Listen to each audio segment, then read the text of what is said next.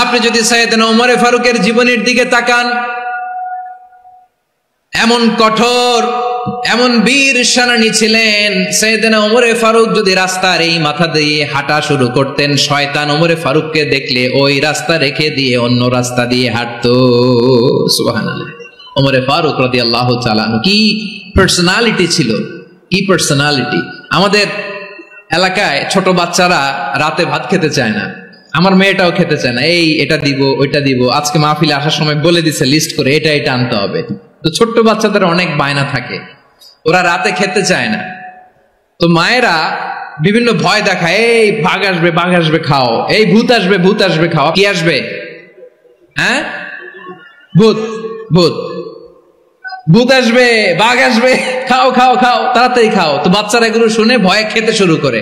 মদিনার জমিনেও একই ঘটনা ঘটতো। মদিনার ছোট্ট ছোট্ট সোনামণিরা খেতে চাইতো না, তো মায়েরা বলতো হা হুয়া ইয়াতি উমর, হা হুয়া ইয়াতি উমর, ওই যে উমর আসতেছে, উমর। ওমরে ফারুকের কথা শুনলে বাচ্চারা একেবারে ঠান্ডা। সুবহানাল্লাহ পড়বেন না? প্রভু তুমি বলেছ রাসূল দেবে না, বলনি দেবে না ওমর, বলনি দেবে না হামজা তারিক, খালিদ বিজয় সমর। প্রভু তুমি বলেছ রাসূল দেবে না, বলনি দেবে না ওমর, বলনি দেবে না হামজা তারিক, খালিদ বিজয় সমর। প্রভু তুমি বলেছ রাসূল দেবে না। আল্লাহু আকবার।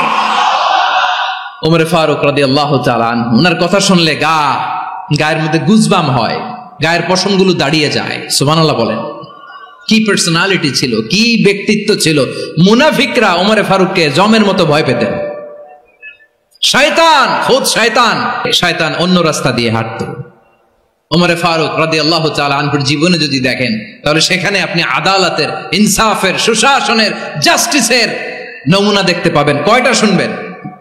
সাইয়েদনা ওমর ফারুকের রাদিয়াল্লাহু তাআলা আনহুর সন্তান আব্দুর রহমান মিশরে মদ খেয়ে মদ্যপ অবস্থায় ধরা পড়েছে। মদ খাওয়ার কারণে, মদ যদি কেউ পান করে আর যদি প্রমাণিত হয়, তার বিচার হলো 80 বেত। আওয়াজ করে বলেন কয় বেত? বাংলাদেশেও তো এই আইন আছে নাকি? বাংলাদেশে আছে? হ্যাঁ, মদ খাইলে 80 বেত, এই আইন বাংলাদেশে চালু হোক। আমরা চাই কি চাই না? চাই সবাই। এজন্যই তো ইসলাম ভাল লাগে না। ইসলামকে ভাল লাগে না। ইসলামকে আউট করে রাখতে পারলেই তো এরকম বড় বড় বোতল খাওয়া যায়। একেবারে সহজ, পানির মতো সহজ হিসাব, একেবারে সহজ। ওমর ফারুক রাদিয়াল্লাহু তাআলা আনহুর ছেলে ভুল করে মদ পান করে ফেলেছিলেন। আব্দুর রহমান, ঘটনা ঘটেছে মিশরে। মিশরের গভর্নর তখন আমর ইবনে আস রাদিয়াল্লাহু তাআলা আনহু। আব্দুর রহমানের ভাই যে গভর্নরকে বলল, গভর্নর যদি একটু দয়া করেন, খলিফার ছেলে আমার ভাই আব্দুর রহমান মদ্যপ অবস্থায় ধরা পড়েছে, জনসম্মুখে যদি আপনি বেত্রাঘাত করেন আমাদের প্রেস্টিজ থাকে না, যদি 80 বেত আপনি মারেন আমার কোনো কথা নাই, কিন্তু ঘরের ভেতরে মারেন। আব্দুর রহমানের ভাইয়ের সুপারিশ শুনে সাইয়েদনা আমর ইবনে আস রাদিয়াল্লাহু তাআলা আনহু রাজি হয়ে গেলেন। ঘরের ভেতরে লোকচক্ষুর আড়ালে 80 বেত তিনি মানলেন।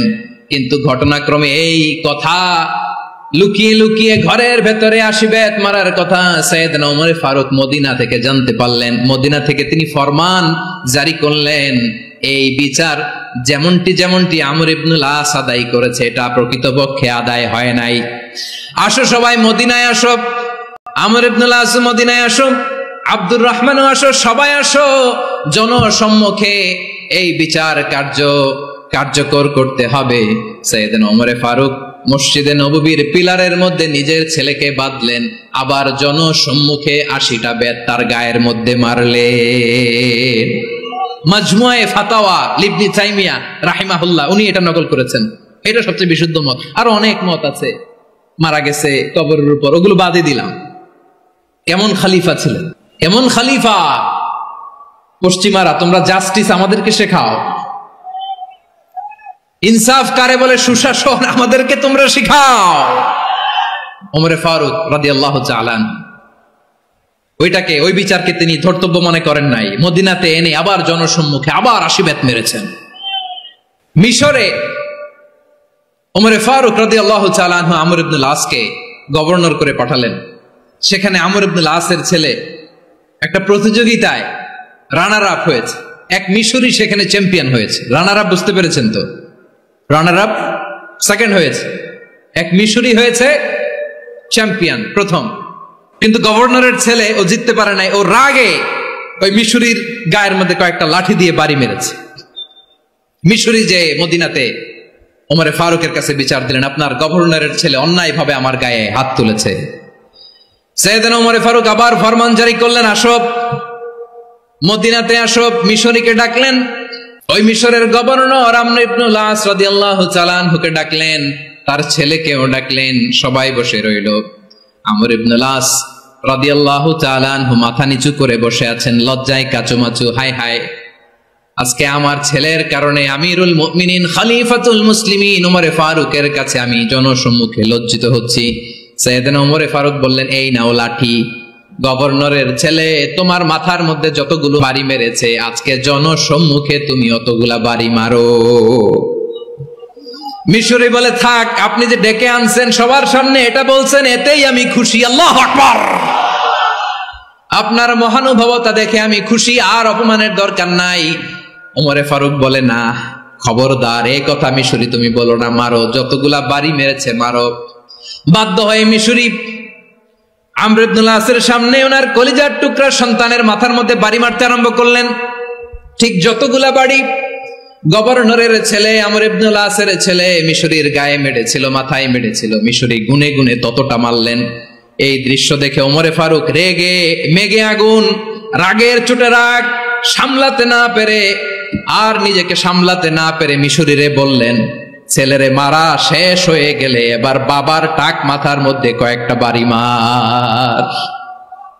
রাগের চোটে, আউট অফ অ্যাঙ্গার, রাগের চোটে, যে আমার পাঠানো গভর্নর আমর ইবনুল আস তার ছেলেকে কেন আদব তারবিয়া কেন শিক্ষা দিতে পারে না। ছেলেরে মারা হইলে এবার আমর ইবনুল আসের মাথার মধ্যে দুইটা মারো। এটা রাগে বলেছেন, এটা শাস্তি হিসেবে না। সুবহানাল্লাহ পড়ে। তোমরা আমাদেরকে সুশাসন শিখাও, আমাদেরকে সুশাসন শিখাও। বিশ্বনবী বলেন, আদল এটা যেন তেন বিষয় না, এটা দিয়েই মানবিক সমাজ গড়তে হবে। আল্লাহ তাআলা কিয়ামতের কঠিন ময়দানে, যেদিন স্বামী স্ত্রীকে চিনবে না, স্ত্রী স্বামীকে দেখে পালিয়ে যাবে, বন্ধু বন্ধুরে চিনবে না, পীর সাহেব মুরিদরে চিনবে না, মুরিদ পীর সাহেবরে চিনবে না, দলের কর্মী তার নেতারে চিনবে না, নেতা তার কর্মীরে চিনবে না, বন্ধু বন্ধুরে দেখে পালাবে। এই কঠিন মুহূর্তে সূর্যটা মাথার কাছে চলে আসবে, জমিনটা তামার জমিন হবে, আজকের জমিনের মতো নয়। মানুষ ঘর্মাক্ত, ক্লান্ত, শ্রান্ত মাথার মগজগুলো কানের ছিদ্র আর নাকের ছিদ্র দিয়ে বেয়ে বেয়ে পড়বে। বিশ্বনবী ফরমান, কিয়ামতের ওই কঠিন ময়দানে 7 শ্রেণীর ব্যক্তিকে রব্বুল আলামিন তার আরশের নিচে ছায়া দিবেন। তার মধ্যে প্রথম শ্রেণীর ব্যক্তি হলো ইমামুন আদিল। ইমামুন আদিল, ন্যায়পরায়ণ শাসক,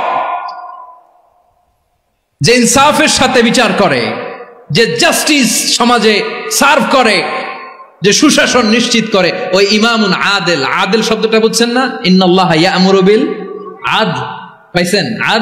আদিল।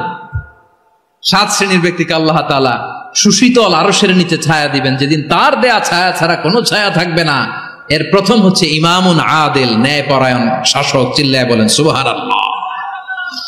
আবার বিশ্বনবী বললেন, ইন্নাল মুকসিতিনা ইনদাল্লাহি আলা মানাবিরা মিন নূর আন ইয়ামিনির রহমান। কিয়ামতের দিন যারা ন্যায়পরায়ণ হিসেবে আল্লাহর সামনে দাঁড়াবে, কিয়ামতের দিন রব্বুল আলামিন তার আরশের ডান দিকে ওই ন্যায়পরায়ণ লোকদের জন্য আরশের ডান দিকে একটা নূরের মিম্বারে তাদেরকে বসার সুযোগ করে দিবে।